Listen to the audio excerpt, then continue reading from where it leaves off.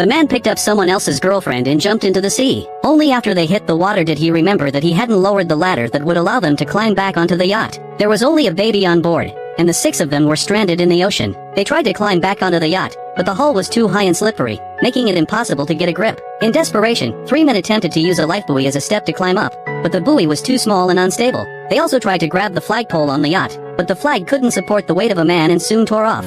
This caused one of the women to completely break down. She began to torment the others, cursing and complaining that she was cold, and even tried to take someone else's life jacket. It took someone stepping in to stop her, but this only increased the anxiety of the others. Then, a shrill ringing sound pierced the air. It was a phone in someone's pocket. This gave everyone a glimmer of hope. However, when they finally retrieved the pants, the phone was soaked and dead. The bearded man, frustrated, threw the phone away. But in the next moment, the sound of an engine was heard. A yacht was approaching. They immediately shouted for help and waved their arms frantically. But to their dismay, the people on the yacht thought they were just waving hello and kept going without stopping. Their hope for survival was shattered once again. At this moment, the bearded man had an idea. He asked everyone to take off their swimsuits, twist them into a rope, and throw it onto the deck so they could climb up. The bearded man quickly made the rope and tried to throw it over the railing. This time, it worked. Everyone was relieved. But halfway up, the rope made of swimsuits couldn't support the bearded man's weight and snapped. Their hope was dashed once more. Moreover, some people were already exhausted from treading water for so long. One man swam to the bottom of the yacht to look for another way in. To protect himself from sharks, he even put a knife in his mouth.